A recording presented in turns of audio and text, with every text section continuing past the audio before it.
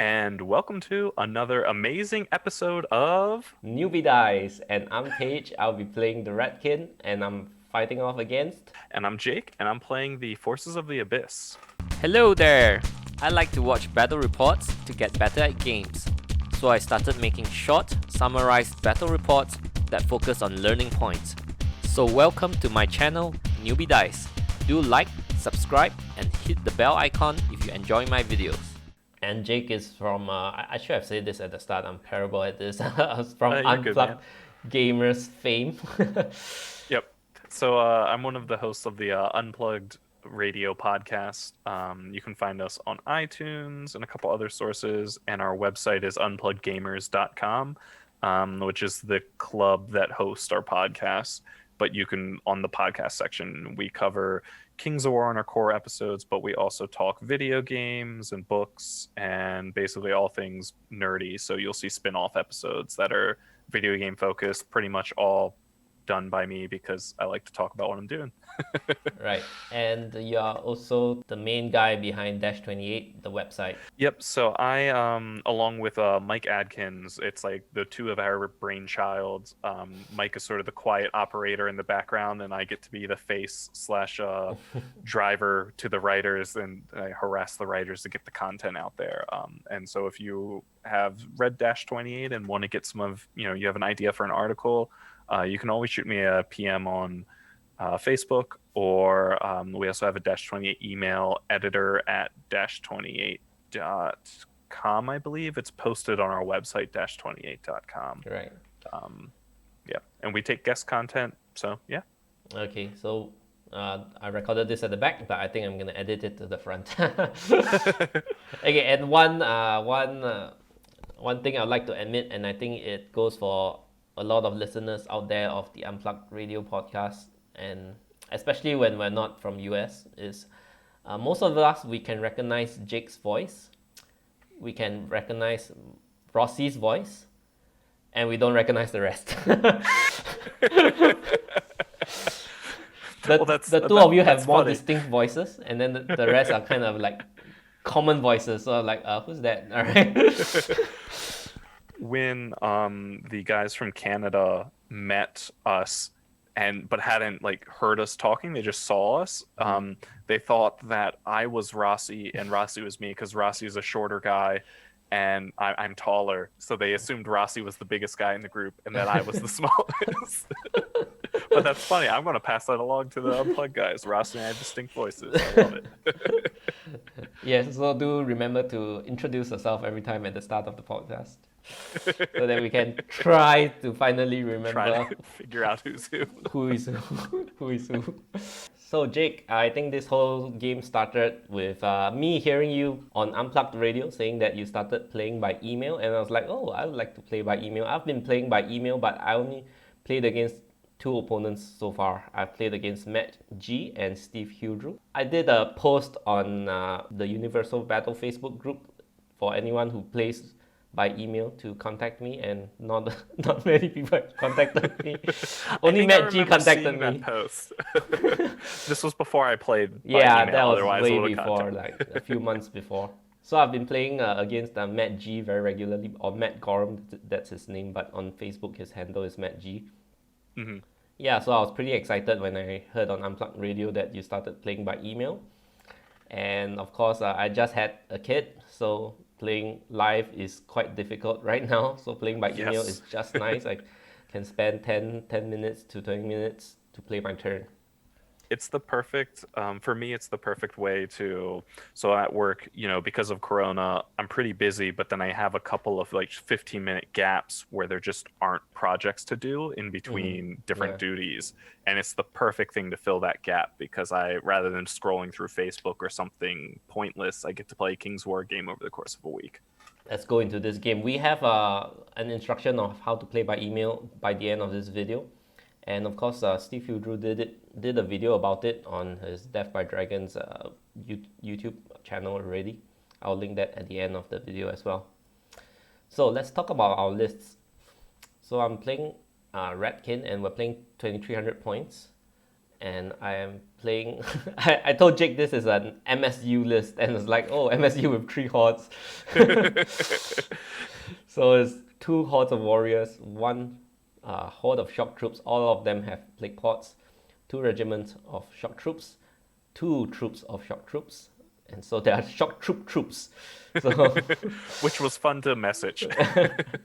right, and Hagpaw, a regiment of Hagpaw with a potion of Caterpillar, 2 Vermintide regiment as you do, Tangle, which is pretty anchor in the Ratkin army, and 2 Brood Mothers, which is quite an anchor in the Ratkin army as well, 2 Brute and Forces, and Scoot Kuzluk, Demon Spawn of Dew, and the War Chief on Fleabag. So I have a 2000 point version of this list, and basically it's still 17 drops, and it's just without the Demon Spawn, and then there's a shuffling of points around. So at 2300, all I did was add in the Demon Spawn. Right. So yeah, I tried a non-MSU kind of Ratkin army, but it's pretty good as well. But I think so it comes with more shock troop hordes, of course, and then it has the mutant rat fiend and the demon spawn, especially in 2000 points. But that at 2000 points you don't have much space for other things. So Right. as much as it is strong, it's also there's less pieces, and it's pretty predictable how it will be played. So I decided to try it with more smaller drops. And That's see how it closer to goes. the list we played with the first time, right? Yes, definite. Yes, that was the first list. So this between this game between Jake and I, this is the second game we've played. I had to get a practice game so I could at least put something of a good showing up. So Jake, So- your list. Yep. So this is my Forces of the Abyss list. This is the list I used in the It's Always Sunny in Panathor tournament, which Steve Forrester just finished running this last week. And this was like my 12th game with the list. My general idea was I wanted to try something a little bit different for Forces of the Abyss, and I wanted to put a lot of bodies on the field. So it definitely puts bodies on the field.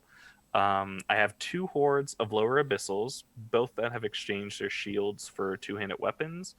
One has the Blood of the Old King, and one has the Potion of Caterpillar, and then both have the Sacrificial Imps. And then I have 3 hordes of Abyssal Ghouls, 2 regiments of Flame Bearers, 2 Abyssal Fiends, an Archfiend, a Seductress with Bane Chant, and then 2 Abyssal Warlocks, both with Drain Life, and then one that also has Blood Boil.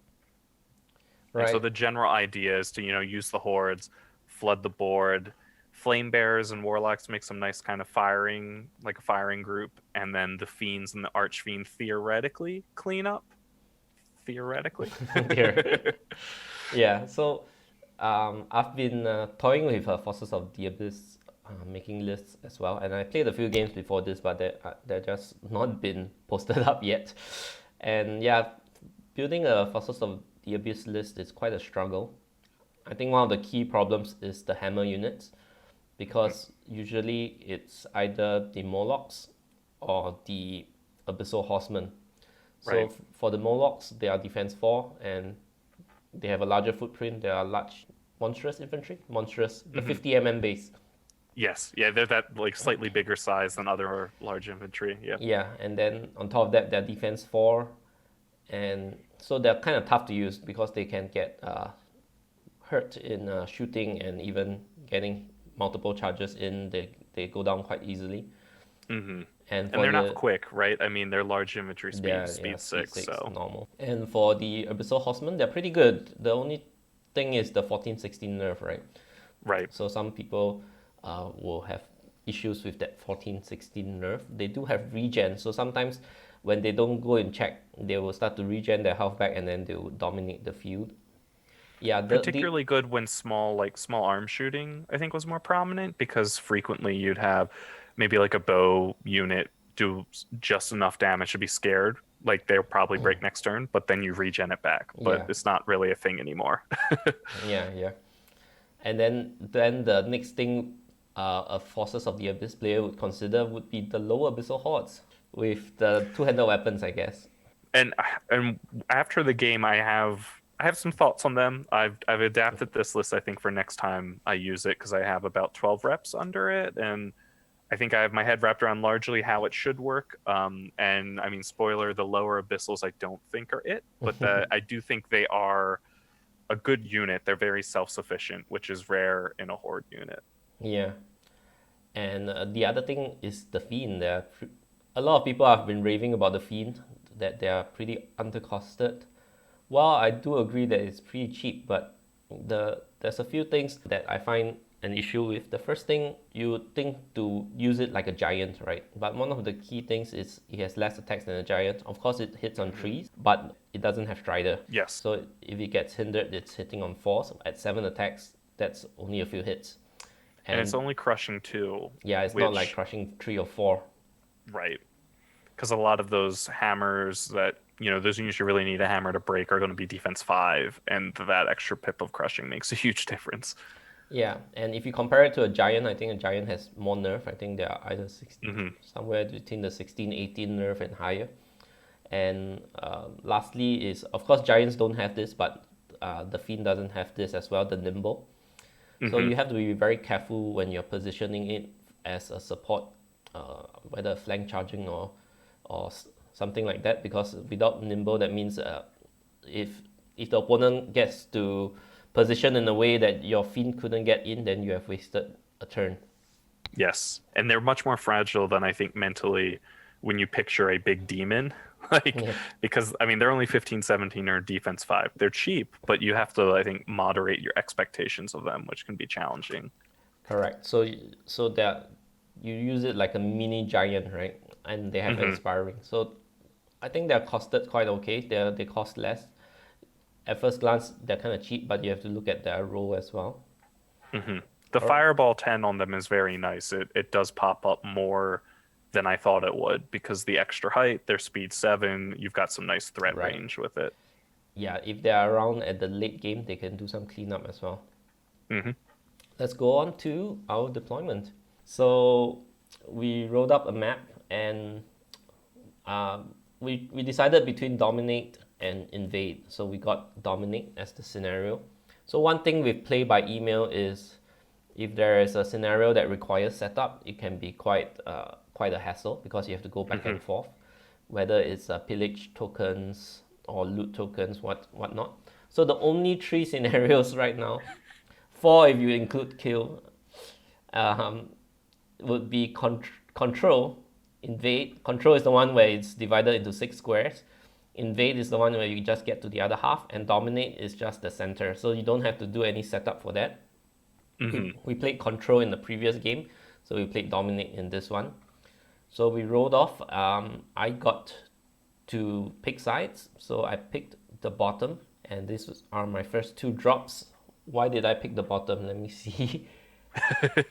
I think it's because I don't want the fences to screw me over, basically. And there's a hill in the middle, so I get to Thunderous Charge off of it, although there's 2 forests that will strip it off anyway. But yeah, I think basically it's to get the bottom, because it has the central hill and it doesn't have the fences. It was a good choice too, because one thing I've noticed is the flame bearer regiments, if they can park themselves on a pretty well placed hill, they can do some good damage. Especially against a list where you don't want them shooting your support pieces in the back. So that you really denied me that, because I would have gone for that in an instant. Yeah, just park on the hill and shoot the whole game, right? Yep. So in play by email, to reduce the number of times we have to wait for each other back and forth, we kind of drop 2 units at one go. So that's why you see 2 of the number 1 over here. So these are my first 2 drops. So dominate, we're playing for the center. So tangle in the middle is usually pretty expected. And probably a warrior horde in the middle would be pretty much expected. So because I don't expect my warrior horde to do much damage, so I position them skewed to the left, because it's fine if they're hindered by the forest anyway. I'm not expecting them to do lots of damage. They're there to hold things up. So Jake's first 2 drops. So I put the flame bearers there. Basically, we're all going to be fighting over the center, which means the flame bearers, if they're there, can get really good at just slinging shots into there, hopefully the whole game. And if you decided to charge forward and attack them really hard, that leaves my combat elements to do what they want. So that was the idea there. So I only have one horde of shock troops, right? So I want to hold them back till near the end to see where they are needed because they are the biggest hitting force. So I decided to drop a regiment of shock troop instead. And since it's dominate, I thought might as well drop the troop as well. And notice how I place them behind the hill. I don't want them to be shot. They only have a 911 nerf. So I place them behind the hill and behind the regiment. So next for Jake. Yep. The lower Abyssal Horde is the one with Pathfinder, and the forest right there. I figured we'd be fighting over the the forest and difficult terrain quite a bit, so I hope to take advantage of that. And then my thought with the Abyssal Ghouls was if I could get them moving forward into the center pretty fast, then maybe I could slow you down enough to keep getting some extra shots with those flame bearers and maybe follow up with something. The one with the blue base are the lower abyssals. Right. The one with the red base are the ghouls. So the lower abyssals that Jake dropped is the one with Pathfinder. After I got a little bit of a center force done, I started to place more on the sides. So I think this is a relatively neutral kind of drop that is just a horde of warriors again and the brute enforcer behind them. And so Jake started to place the warlock and the fiend. And so basic idea, keep the warlocks are part of that shooting battery with the flame bearers, and also they inspire. So I wanted to make sure that center's pretty well inspired. And then I liked the gap between the lower abyssals and this pond. And in past games I've found you've got to keep the fiends together, so that seemed like a good spot to put them. So the fourth drops will be the Broodmother and the shock troop regiments. And so the shock troop regiments are meant to be a secondary fighting piece, right? Either to get flanks or get the counter charge off. And you started to put more to the right as well.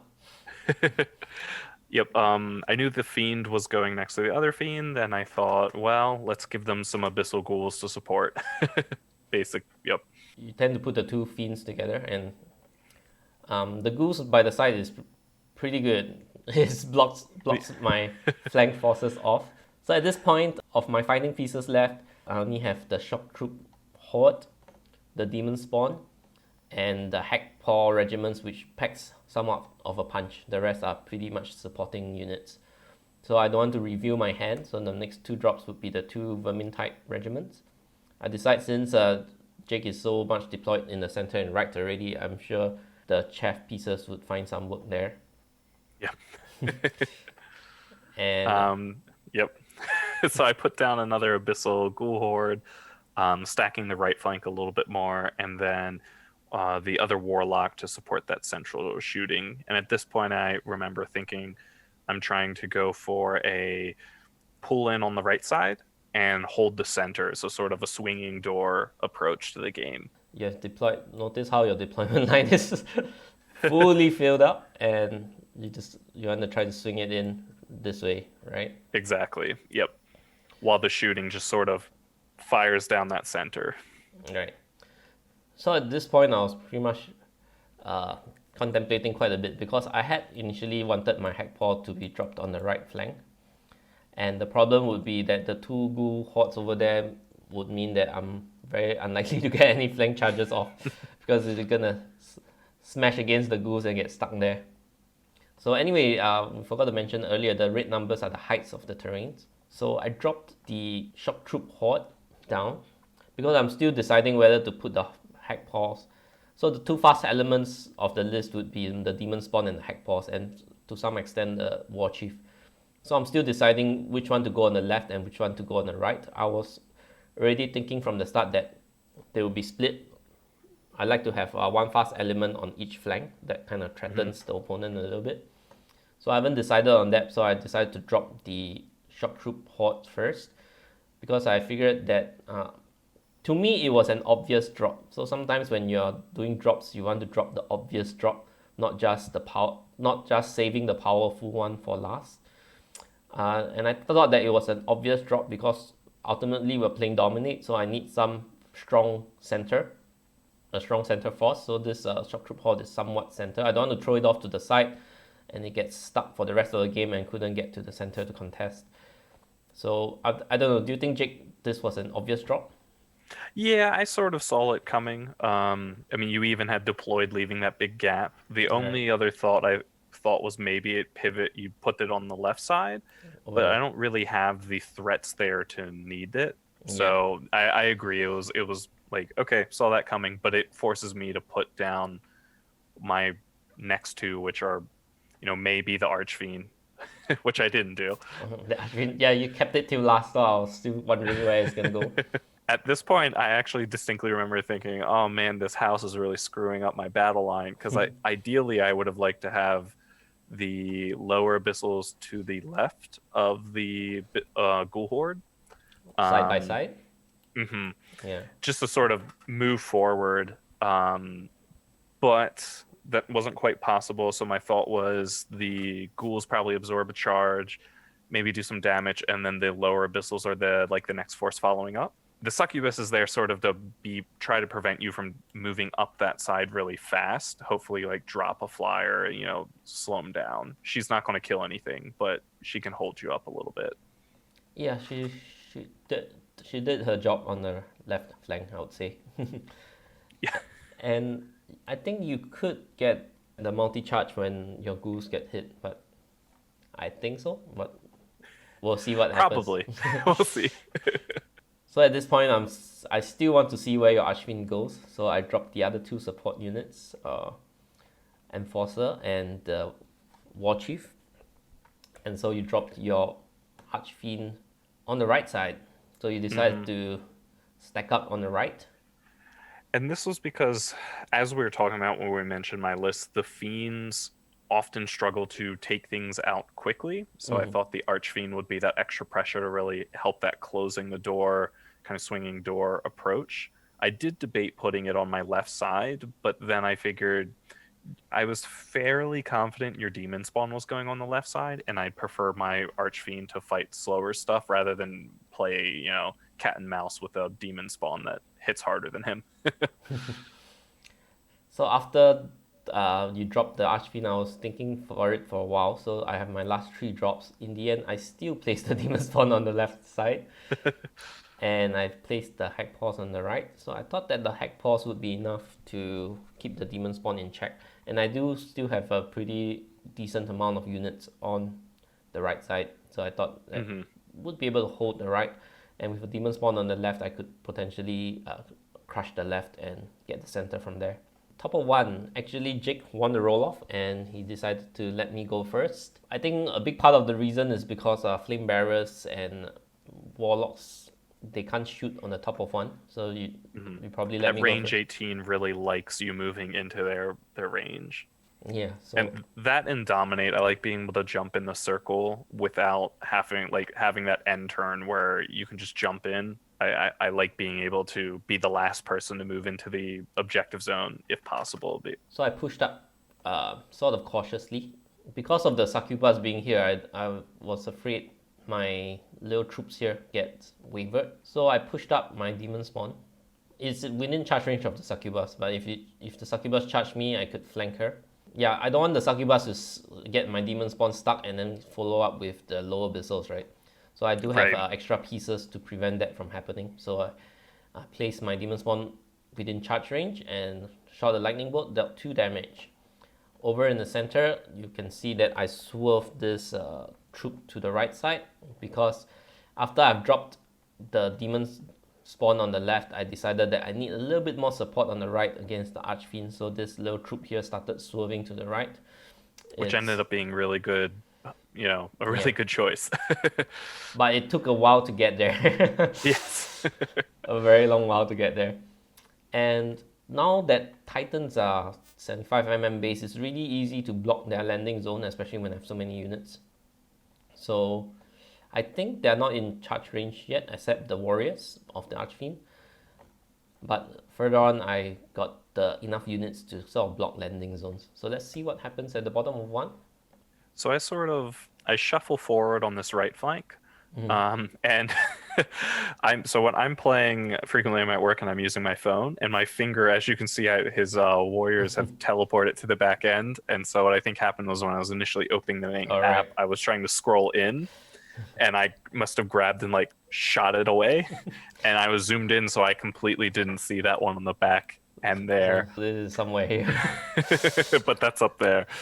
And so what I'm doing on the right side, the fiends with their breath fireball, not breath anymore, fireball 10, fireball 20 is pretty solid, especially against shock troops. I believe I'm within 12 here. No, I did shots on On the the brute enforcer over enforcer. here.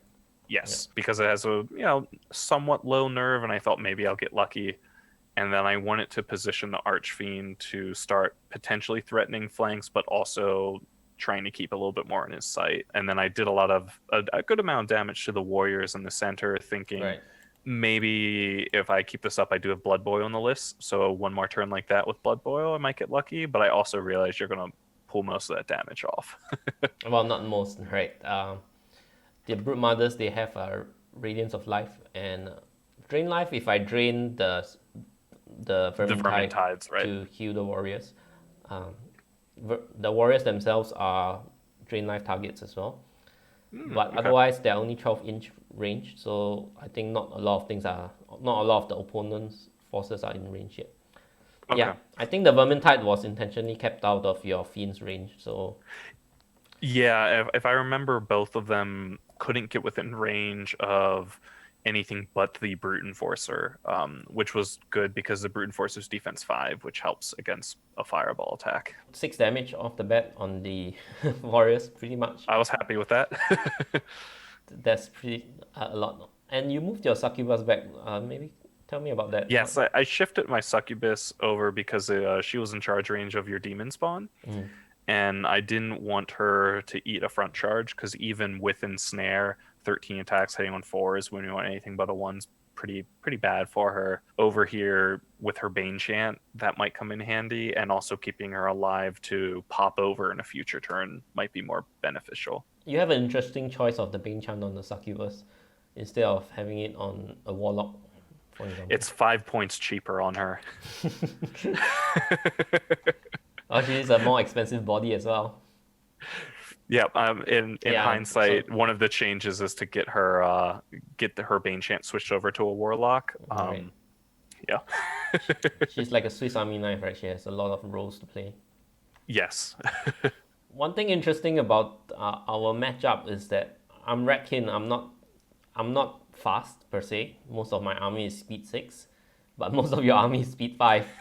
So Right. the rats get the alpha charge. Except the fiends, they are speed 7. So I'm not sure if there's any merit to keeping the fiends back so that they go and get charged first. What do you think about that? It's something in hindsight maybe I should have considered a little bit more, because then I at least force you to consider things, and the fiends can be a little bit freer to make choices. And honestly, the 3 damage on the Brute Enforcer wasn't really probably worth eating the charge. Yeah, it's definitely something I probably should have considered a little bit more. But also I like having them up there to help support the battle line, because there weren't enough units to charge all the fiends and the lower abyssals. From the left, my demon spawn charged into the ghouls. In this way, if your lower abyssals could charge, it would only be against the demon spawn itself, and you'll be hindered across the fence. I positioned the Brute Enforcer and the Shock troops to follow up, and it's just within 12-inch. It has limited movement. You needed to move 6 and pivot, but it's still within 12-inch if your lower abyssals decide to multi-charge the demon spawn. So that's the idea over there, and I think the Succubus couldn't see any of them to stop them. Right. Yeah, weakness got cast on the ghouls because I'm not sure if the lower abyssals would go in, but I'm pretty sure the ghouls would not countercharge, so I weaknessed the ghouls instead. The warriors shuffled up, and because it's aligned with the forest, I decided to just move up. It's stuck in the forest now. I turned on the plague pots because after taking 6 damage, it hit the panic button, basically. Makes sense. Yep. This regiment moved on the double up. So if you see from the previous turn, it decided to stay back out of the flame bearer's charge shooting range, and it positioned itself for on the double move the next turn, so that I would threaten the flame bearers. Because I'm sure at this stage that the flame bearers would unload onto it, so I didn't want it to get shot the first turn because it's probably going to get shot the second turn. Right. Over in the middle, the shock troops went into the lower abyssals and turned on its plague pots. The warriors charged the fiend on the right, and that also effectively blocks the fiend on the left. So I was pretty And happy I believe about the that. warriors also activated plague pots because it was under their base. But Yeah, I activated all the 3 plague pots, so I was pretty sure it would survive the double charge from the fiends. plague pots are so good. So these 2 units are there to chaff things up, right? The vermin type on the ghouls, and the hack paws and the chief goes into the ghouls as well. Probably not going to take it out in 1 round, but I think with that much damage, you probably take it out in 2 rounds. My positioning for the rest of the stuff, the regiment moved up. The Brood Mother stayed beside the regiment so that it doesn't get flank charged by the Archfiend. Placement of this Brute Enforcer over here effectively blocks the whole landing zone of the Archfiend. So it couldn't charge the Enforcer, it couldn't charge the flank of the warriors. Yeah, I think And I those are couldn't the charge 2 the key. shock troops. And couldn't charge the shock troops. Yeah. Yeah, and I It think was really good placement. with Drain Life and Radiance 1, I think I drained 2 damage from the Archfiend, the Fiend onto the Enforcer over here. So he's back to full health. One last thing would be this shock troop over here. This is going to be a tongue twister for the rest of the video, but the shock troop over here, it's trying to stay out of 12 inches from this fiend. Because Yeah, if 'cause this you don't want me fiend to wasn't fireball charged, you. yeah, so if I was within 12 inches, you could fireball. So I was trying to skirt around, but being out of 12 inches means it couldn't charge anything as well. So it was dancing at the backfield most of the game. So it was down here as well, because if your Archfiend decided to fly 20 and land somewhere around here, I could potentially charge it. And it definitely popped up a lot of the measurements I was doing throughout the next couple of turns. So Really? Finding Yes. a good landing. So I just, kept finding it and then seeing the shock troops were in my flank, and I was like, well, I don't like that, and then going back. right. So it did its job, and just one Archfiend kind of got me so worried over here. I had to do all this placement to prevent it from landing, and then in case it flew over my head, I have to think about where it's gonna land, and that's just for one Archfiend, right? And I could feel the pain when I usually play armies that has a lot of flyers and a lot of speed, so I can imagine the amount of mental strain it puts on the opponents. I like to have one beast of nature on each side, flying beast of nature. Yeah, totally. And imagine I did all this planning on one side. If I have to do it on both sides, how much work? And the beast of nature is only 205 points, which is pretty cheap. Yeah. So I was pretty happy with this overall. So let's see what happens on Jake's turn. So on the left, I basically jump over with the succubus, and she's pivoted in a way that if the shock troops want to charge, it's in her front. And I figured hindered plus ensnare, she's probably fine. Mm-hmm. I honestly didn't see the Vermintide, Right. could go in. Didn't even think about it. And my thought was she's then in a place where she can potentially charge into the flank of the demon spawn and ground it. She could charge into the front of the warriors, and then with ensnare, they might struggle to get through her. It just gives her some options. The ghouls, struggling to kill a demon spawn. I didn't see the double charge into him. In hindsight, I think after looking at it, probably could have done that. Multi-charges are one of those things, especially in situations like that I think aren't as clear all the time. I think in hindsight, I probably would have taken that, because then the lower abyssals being bogged down back there is an issue. Yeah. So you have slid this way.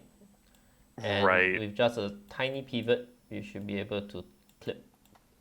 Yep, hit there, and I'd be hindered, but I think I'd probably have popped Blood of the Old King to give me Vicious and Elite. I don't think I would have killed the demon spawn, but I would have. Yeah, I would have put some damage and then maybe initiate that grind combat a little bit longer. In the center, I was faced with a tough choice. I debated putting both warlocks in a position to also help fire into the shock troop regiments, thinking that between the two of them and the flame bearers, I could take off the regiment. Yep, but then I also knew the shock troop horde was there, which is a much bigger threat, and I thought, okay, between Sacrificial Imps, Regeneration, and then Drain Lifing in, I should be able to get my lower Abyssals up to close to full health, and then get a decent amount of damage on the Shock Troop Horde to Right, hopefully which you pop them next turn. And if I remember, I rolled some pretty hot regen dice in this turn. Yeah. And then the Drain Life, I think, contributed 5 of those 2 wounds that are there. Because your Plague Pots turning my melee 4 into melee 5s really, diminishes my damage output. But my hope was next turn is the turn that hopefully I can do something. Over against the Warriors, I thought, okay, I'll put both Fiends into here because of Plague Pots. I'm not going to pop them this turn, but hopefully I can do enough damage that they're in the danger zone next turn. That didn't quite happen. I think one of the Fiends only hit once. But 5 damage is still decent. It's not terrible. The ghouls not breaking the Vermintide made me pretty sad, but again, they hit on 5s. It's not unexpected, right? Right. It And does you have a have decent rally amount of too, rally. so they're like 11, Right. 13 because of the Horde over here and the Enforcer. And that was something that popped up a lot in the game. Was I'd look at Nerve and I'd have to remind myself, okay, where's the rally sources? And then Yeah. on the rights, the far right, I didn't have great fly options. Probably in hindsight, I should have jumped over the Hackballs and then pivoted I'm on here. instead of what I did, which was flamethrower a fireball into the Hackballs, and then I countercharge into your Alright. War Chief. My thought being, if I get lucky and kill the War Chief, I'll then overrun to the Hackballs. I did get a lucky waiver with the fireball, which was nice, but I think looking at this, I could have jumped over, pivoted, and then threatened your flank next turn. And I think in that position, you would have been a little bit harder pressed to Right. block all of my charges. Yeah, that definitely. But overall, this turn, we start the grind. The Plague Pots nothing I felt like was in a super, super bad position, minus maybe these ghouls against the demon spawn. The Hackballs got wavered. That was pretty Yes. unexpected. And I was like, oh, looks like I'm not taking out the ghouls. Yeah, I have to decide what to do. And nice thing is you see that there's a lot of moderate damage distributed across the board, which is the perfect time for Radiance of Life. So Yes. So there's quite a lot of healing going on my end. So let's see what I did. That distribution of damage over a lot of units is something I noticed this sort of grind build with the Abyssals does frequently, which isn't always good, especially against a build like this. Yeah, because when you have shooting, you don't want to see healing sources, right? Right. So let's do from left to right. Let's just keep it that way. So from the left, yep, you expected the shock troops to go in, and the Vermintide has wild charge D3. So I think it was within 13.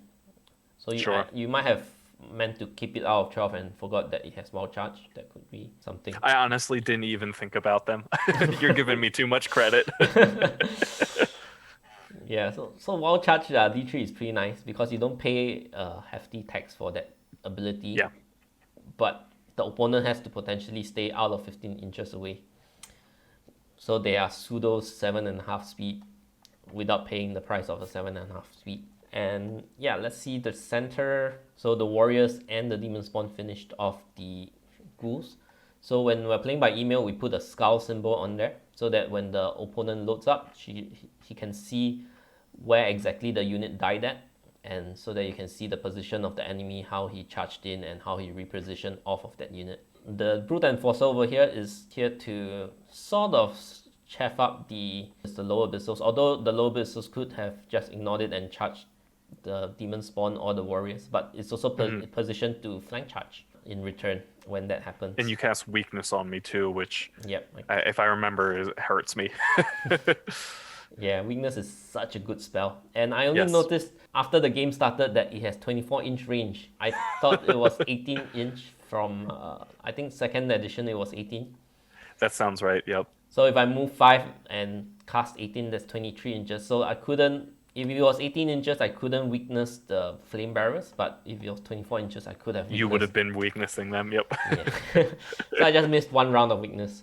My Brute Mother was needed on this right side, so the healing aura didn't go over to the other side. I did 2 damage to the succubus, but it's still free to move around, just lost its flying. Over in the middle, counter charge from the shock troops unhindered, plus the shock troop regiment charging in hindered, plus the drain life was just about enough to do the job. Let me just do a quick mental calculation here. Horde would deal 12 damage on average. So yep, that would be enough to do the job because they are defense 3 and with crushing 1 I'm hurting on 2s. Yep, and then I threw in the drain life to just Make sure, right? Yeah. And then get some nice heals. Yep, and so for this one, the warriors charged Fiend on the right side, the one that's hurt, that's at 6 wounds now. You'll notice that the shock troops on the left did not reform because they're aligned with the warrior, so I didn't want to expose the flank to the demon spawn, so it just stayed there. So everything stayed there in one line. So it might look a little bit off, but it's meant to be one line. Yeah, our placement is not 100% accurate. The vermin type didn't die, so I just counter charge. So over on the right, the hack paws, they're wavered, but I don't think they lose nimble. They still have their nimble. They're not flyers, so they don't lose their nimble. So I move back and nimble pivoted to allow space for the regiment of shock troops, which was somewhere over here, to charge in. Thankfully, they were able to finish the job, and I'm trying to see where is my warrior. My war chief is up here. Yes.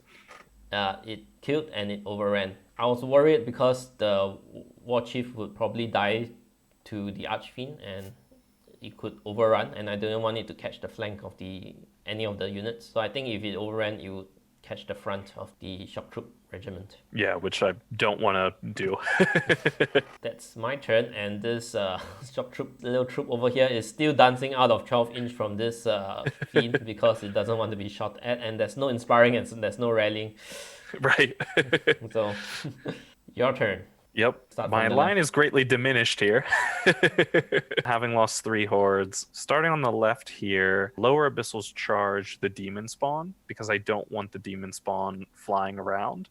I want to ground it with the idea that I could then fire into the warriors in a future turn. I then charged, it was that Tangle with my Succubus because I want to shoot that, like, stop your shooting and spells, like, because they've been helping quite a bit. I didn't think I'd kill you, and then I sort of looked around and thought, okay, I might survive this because realistically this means just really Tangle can hit me again. Yep. The Warlock's position, I believe what they did was drain life to heal, I want to say, the Fiend. Because the Fiend had more than 4 damage before. Yep. So the rightmost Warlock heals the Fiend some. The other one just drain lifes in, and the Archfiend was able to get the flank on the warriors here. So it was just the warrior and the one Fiend that went in, and the other Fiend backed up to fireball into the shock troops. I finally killed the Vermintide. Yay! With the ghouls, and I position in a way that I want to stop any flank attacks on the Fiend, especially the one that fireballed, because his flank is definitely exposed. And that was pretty much my turn. The Archfiend is positioned in a way where I didn't think there was much that could get in his rear, and I noticed that my stuff was very quickly peeling off, and you were healing up damage faster than I could really accumulate it. So I wanted to get the Archfiend in a position where I could start, really putting some pressure on. So I did tons of positioning, and I couldn't remember why, but I think I've exposed this by mistake. I'm not sure. I couldn't remember. Yeah, I was wondering because the Broodmother, I think the only thing I could figure out was if you had moved the Broodmother back to block the charge, then she would have taken the frontal, and maybe you cared more about her than the warriors, which wouldn't even necessarily be wrong since there was 2 fiends going in the warriors anyway. Yeah, I think I wanted to protect the hack paws because they were still a little bit sticking out. Sure. So your Archfiend could have charged the front of the hack paws, so I pushed the Broodmother in to block that off. Enforcer was positioned to flank some fiends next turn, but that exposed the little flank over here. And what I really debated quite a bit doing was flying over your line and in this pocket between the hack paws and the shock troop. There's this nice little open space, and with a 20-inch move, I could get there and be in sight of some things. But if I remember correctly with the pivot, the only way to see things the next turn would be to pivot and expose the flank to the shock troop, which I wasn't crazy about because they're still shock troops. They still do a decent amount of damage, and between that and the drain life, I was worried that you might pop my Archfiend. A little mistake happened here was that Jake thought he could have charged this fiend that backed up. Initially, he thought he could have charged the shock troop horde because he thought he could withdraw 1 inch, and with that withdrawal be in the front of the shock troop horde. Without withdrawing, it is actually in the flank. So the thing about withdraw is you need to be engaged with the opponent. So when I countercharge this fiend on the right, the countercharge rules state that you will automatically disengage from all other units. So that would disengage this fiend, so he couldn't get that free 1 inch backup. Yep. So when we pointed that out, he shuffled things around a little bit. So there was a bit of post-turn adjustment, which is fine. Yeah. And in that, yeah, it was one of those moments where, like, as you pointed out, if we were actually at the table, it would have been very easy. But actually, Yeah. you can't do that. You So, know? so that's the issue with play by email. The only thing is you have to make sure that you, as much as you can, do everything correctly, because the Yep. opponent is not there to stop you and say, "Oh, you did this wrong." The And nice thing is when we play, we have multiple save files, so you can go back and look easily. Yeah. And so if you do it, that's a good way to do you it. should have at least 2 save files, so you can see what happened at the beginning of the turn and what happened at the end of the turn. Yep, definitely. So with all the reshuffling, this warlock's flank was exposed. So that was the one I took. So firstly, I did a triple charge on the lower abyssals, and I did a ton of damage, but I sneaked it. Yep. And on top of that, you haven't popped the Blood of the Old Kings yet. So you can get to countercharge and pop the Blood of the Old Kings. And you are not this devastated. And even if you did, you would have regen to heal it off. Right. The next thing I did was the Shock Troop Horde was pretty banged up, right? It took 7. So I opted to drain off the warriors to heal the Shock Troops. So I think I healed quite a bit. I think it was 4 because I would have Radianced 1 and dealt 4 damage to the warriors and healed 4 off the Shock Troop Horde, and then the Radiance would heal 1 as well. So I wasn't in range to drain the Vermintide because it's still just a 6-inch range spell. Right. The Tangle countercharged the Succubus. It already had 4 damage and I dealt 3, which was a little bit lucky on my part. And But her nerve is only 11-13, so, you know, not unheard of. yeah, I dealt 3. So I have 9 attacks hitting on 5. That would be 3 hits. Wounding on 4, but I have Vicious. So I managed to wound all 3 of my hits. So that put you in the routing range, and I got it. But yeah, I positioned the Vermintide to support if I didn't get it. So the Shock Troop Regiment charged over the fence, hindered. You can see there's a lot of hindered in this game. I have to load more hindered tokens, basically. Charge hindered into the Flame Bearers, not killing it. Brute Enforcer was just within 12 inch of the Flame Bearer, so I thought I could turn off some shooting. Charged over the fence all the way at it. 6 attacks from the side, hindered, but I did not do any wounds. That's pretty sad. Shock Troop Horde charged the Warlock in the flank, killed it. Easily Hindered, kills but him. 60 Yep. attacks, right? So Yeah. then I turned around, so it's actually facing downwards because I'm in anticipation of the Archfiend. And I didn't want the Shock Troop Hordes to die, so that's why I healed like 5 damage off of the Shock Troops in anticipation of the Archfiend coming in. The Hack Paws and the Shock Troops and the War Chief killed off the ghouls. And that Enforcer that I had positioned charged the rear of the Archfiend, dealing 4 damage. I'm not expecting it to take it out, but 4 damage is pretty good, and it kind of grounds it, so... Yep. And I have no regen on that, you know, and you've killed one of my drain life, so it's probably going to stick, you know, and you ground me, so that's important. Yep, so your turn. We'll start on the left side. Your Blood of the Old Kings, lower abyssals, killed off the warriors. I think I used a Sacrificial Imp and the Blood of the Old King, Yeah. which let me heal quite a bit back and still kill some stuff, which was nice. Yep, so I expected the lower abyssals to be dead, right? So I was thinking, okay, I charged the 2 flame bearers. I'm gonna just hurt my own guys a little bit to heal off the Shock Troop Horde, and then the warriors go down. And then in the center, I back up with the flame bearers that were in combat with the shock troop regiment, and then the flame bearers that you didn't damage back up and then shoot the shock troop regiment. And I actually managed to kill them. Yeah, shoot it dead. The Archfiend positions himself. He didn't have any great charge options, and so I shifted on the other side of the wood so he's out of sight of the shock troop horde. And then with his positioning, he can then threaten a This lot whole of different side. choices. In theory, the Brute Enforcer, I got a flank charge with the Fiend there, which is pretty nasty. And then the other Fiend charges the Hack Paws and gets it. another waiver on the Hack Paws. My high paws keep getting wavered this game. The Warlock, I think, did a drain life. I think it was to the Hack Paws as well. I think that's why he's moved up so that he can see the flank of the Hack Paws. The Warlock, yeah, okay. Yep. And this lower Fiend that killed Brute Enforcer, I think it's facing to the left, because I think the Horde can see it. Yeah, and the Horde was in range, so I reasoned, between exposing my flank to a Horde or my rear to a regiment. It's not a great choice either way, but that's the way I'm going to go. Yep, so let's see what happens. Finally, my troop of shock troops came in handy. It charged the flank of this Fiend. So it's 12 attacks, 24 on the side, and then 30 attacks hindered from the front. Was just enough to take it out with the drain life over here, of course. The War Chief charged it to do a bit of damage. The War Chief is also, what do you call it?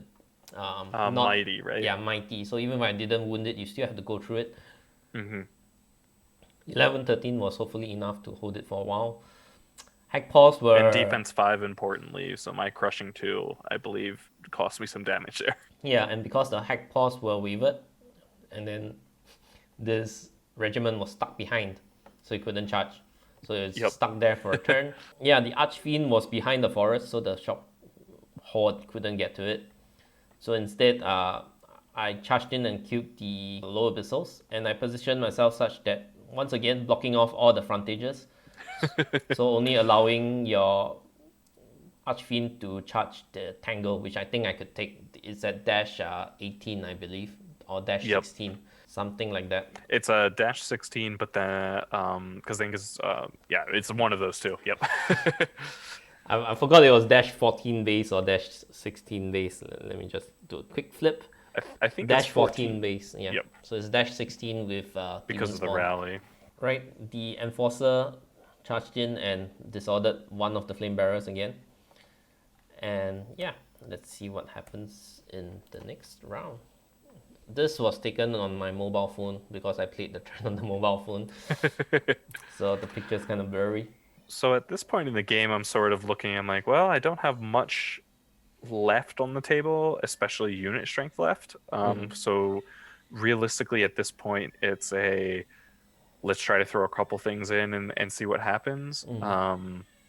I charged the Archfiend in thinking maybe, like you pointed out, it's pretty unlikely that I get tangled, but it's turn 5, so you either go in or you stay out and keep them alive, which just didn't seem worth it. And then the other flame bearers fire into the shock troop with the thought that that's 1 unit strength. I don't get them though. I got the waiver. I was hoping to pop them, of course. And I got a really unlikely. And I got a really lucky waiver against the Brute Enforcer with, I believe that was a counter charge, which was exciting, but it didn't do a ton.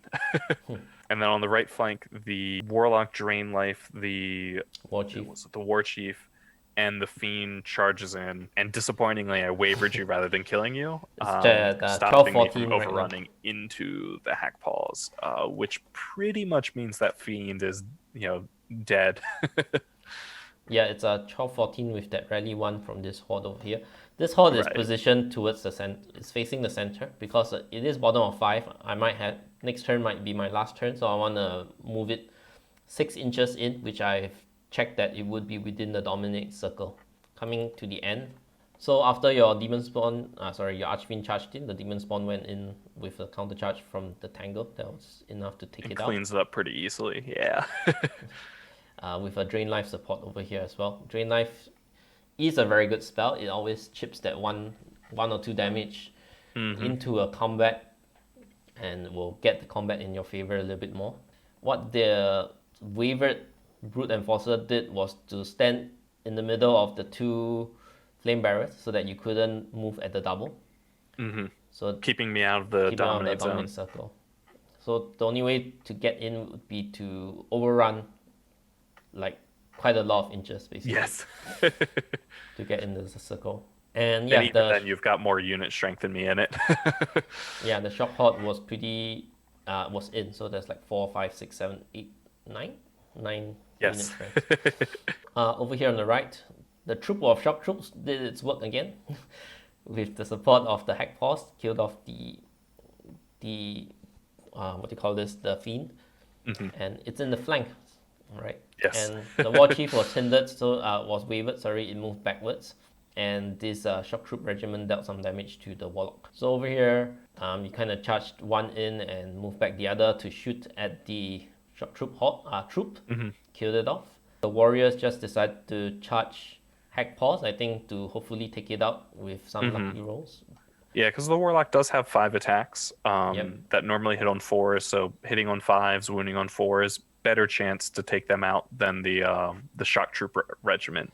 Which is at full health. Yep. Right. So you did roll a turn 7, so turn 7. I mean, we called it at turn 6, but for the sake of the battle report, Played it out, yeah. played it out. So I charged everything in and managed to take off the remaining units. Yep. Okay, so that is the game. As tradition with my channel, I always have some learning points.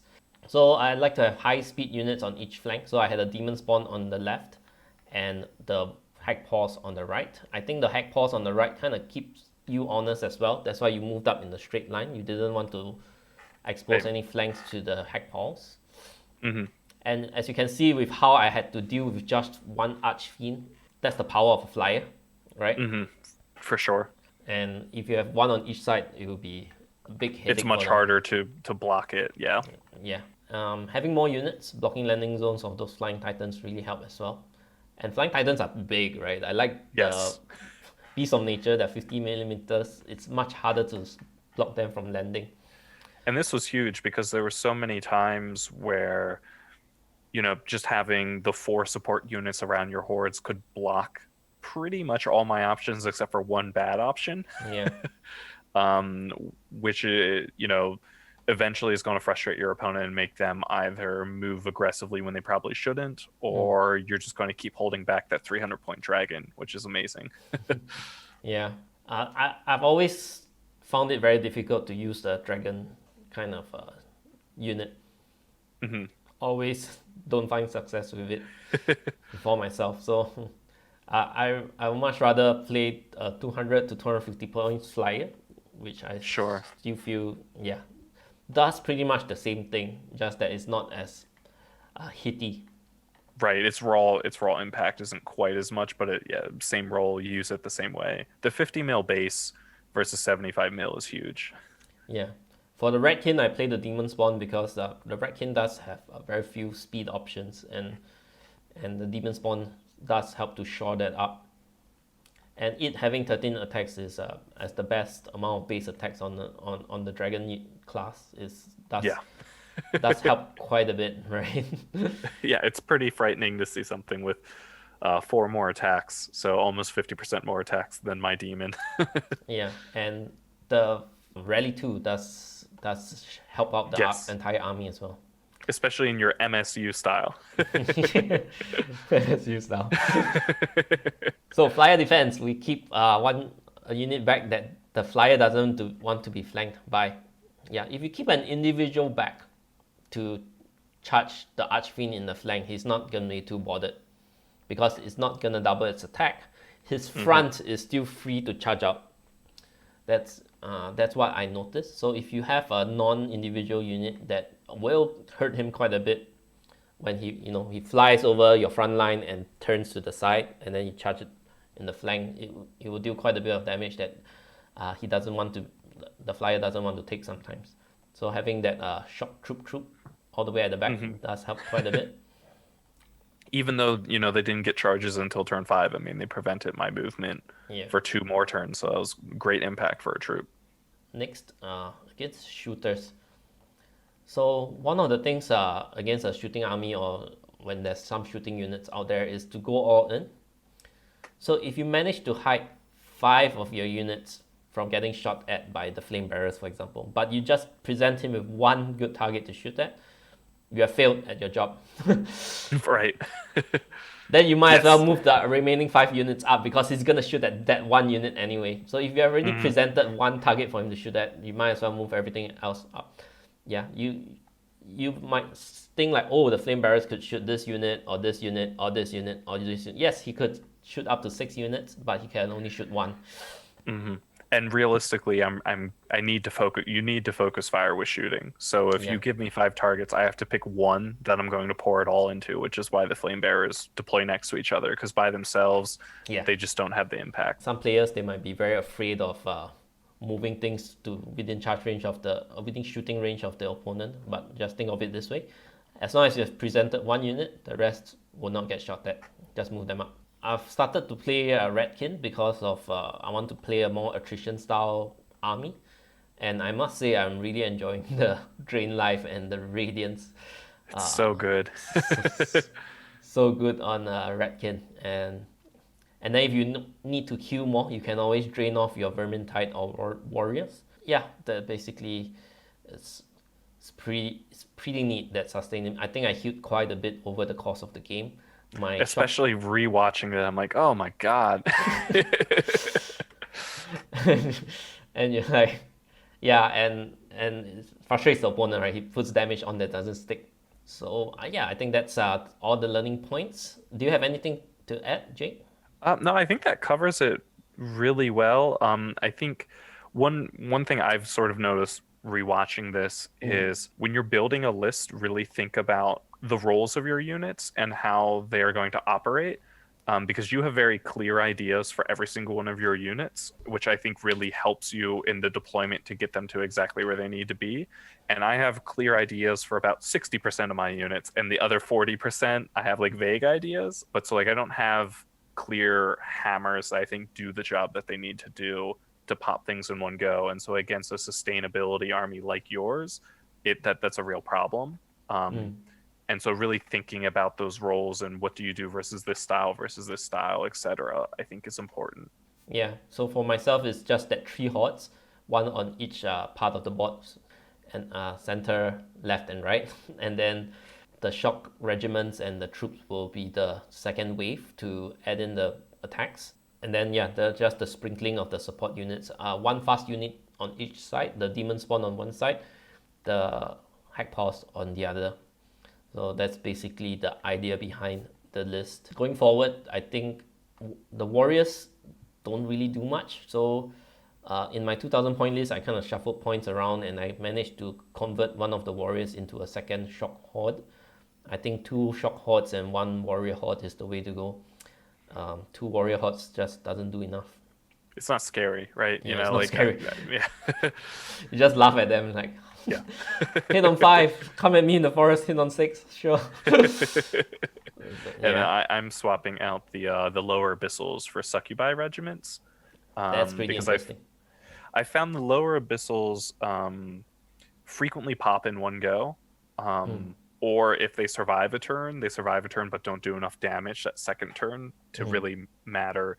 And the succubi regiments are cheaper even with the lurker upgrade, and so I was able to purchase items, hammer and measured force and brew of strength, one for each of the regiments, and their threat projection is actually better than the lower abyssal hordes because they have pretty close to the same amount of attacks, hitting on 3s with Pathfinder and a speed 6, which means that large infantry and different things can't outspeed my whole line, which has impacted me in a couple of different games. Between the Ratkin, between ogres, large infantry, all of those things, just having that speed 6 has hurt. We'll see if it's good. I don't know, but. And the thing about the Fiend, you went in range to shoot off that fireball, right? In hindsight, it would have been better to keep them back and flank. Yeah, for sure. It's the temptation to shoot off the fireballs. Well, you have the abilities and you want to use it, right? Right. So we're gonna go through this this little portion here, which a lot of people often get confused by, which is the 3 different situations where you can move. With the 3rd edition changes, and now that there's oftentimes you find yourself starting engaged or within 1 inch of opponents. So what are your options there? So there's actually 3 situations. So if you look at the rulebook, you can find it in page 18. So if you start, this is your standard situation, right? You're out of 1 inch from enemies. So you must remain out of 1 inch of enemies at all times unless you're charging, or during a pivot. During a pivot means you could turn your unit past it, but by the time you end it, it must be out of 1 inch. Yeah. So now next is when you're starting engaged. That means the opponent charged you but did not take you out. So when you start engaged, you are allowed to be within 1 inch of the enemies for your whole movement, but you must end 1 inch away from all enemies, which of course unless you're charging. So if you wish to do the free 1 inch withdraw, it still falls within this category of starting engaged. It doesn't mean you start unengaged. You still start engaged, which means you can bounce back 1 inch, yes, and you can still move and stay within 1 inch of enemies as long as you end your movement out of 1 inch away from enemies. So the last situation is when you start engaged. You're not engaged, but you're within 1 inch of enemies. This often happens when the opponent charges your buddy beside you, and now you're very close to the opponent. Okay, so if you start within 1 inch of enemies, you did not start engaged, all right? You can move during your entire movement. You can stay within 1 inch of the enemies, but you don't have to end 1 inch away, but you have to end further away from the enemy that you started close to. So which is annoying. Sometimes you cannot remain stationary, or you cannot slide sideways, because sometimes sliding sideways is still within the same distance. You need to end up further. Okay, so 2 terms that people often use interchangeably and mix them up a little bit, which is disengaging and withdraw. Okay, a lot of people say disengage, but they meant withdraw. Okay, withdraw is the free 1 inch backing up that you get to do when you're only engaged on one side. And disengaging is any movement that you do that at the end of the movement you are out of base contact with the enemy. Okay, so for example, this could be a flyer that's got charged. It's still speed 10, so maybe it moves sideways 5 inches and is now not engaged with the enemy. So that is an act of disengaging by moving sideways. Okay, so these are the terminologies. And another rule here. So let's say I'm unit C. I've charged by unit A and B. So even if I counter charge to the front at unit A, right? I counter charge this unit. I'm automatically considered disengaged from unit B, right? So unit B does not get that free 1 inch move back if it wish to. So it doesn't get a free 1 inch move because it's no longer considered engaged with unit C. Yeah. So just take note of that. When you counter charge something, it is disengaged from all other units that it was previously engaged with. And that is in page 23 of the rulebook. And we'll talk a little bit about play by email. So what you do is we play on one person's account, and in this case we're using my UB account. So we share our account with a password and everything, so make sure you're playing with somebody you trust. And that's definitely the biggest downside of it, I think. Yeah.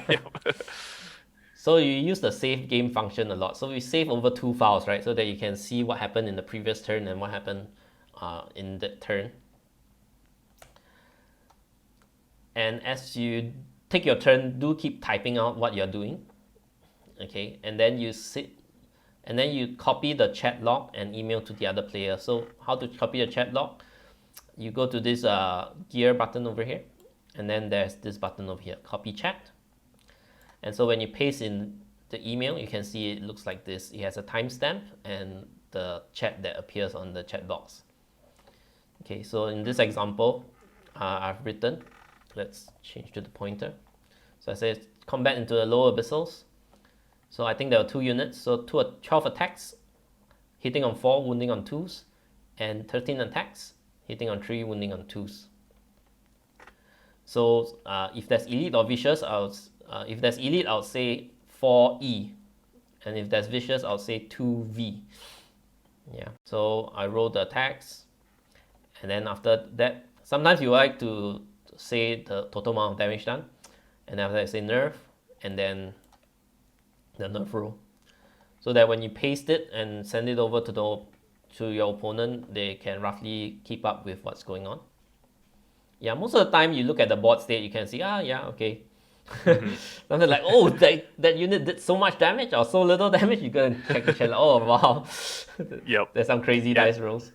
It's useful, particularly I think if you have a unit with ensnare, and maybe you're not playing an army with a lot that usually has a lot of ensnare, just so that because that's one of those rules that's easy to forget, or if there's a hindered or different things like that. Make sure the opponent hits on 5s or right. Yeah, when it's hindered or ensnare, like from the click pots as well. Yeah. And it's tough for me sometimes to remember typing in what I'm doing. So I was glad you were patient with me, Paige, especially since I couldn't get the copy to work a bunch in our first game. Right. Apparently, firewalls block that function depending where you're playing. Oh, wow. Or at least my work firewall does. Not that I play at work on my work computer. Definitely not. Yeah, so there's a more detailed explanation done by Steve Hudrew from Death by Dragons YouTube channel. I will paste the link in the description somewhere if you would like a more detailed explanation of how this thing works. And that's it. Thank you so much for coming on this battle report video, Jake. I hope. Oh yeah, no, thanks for having me.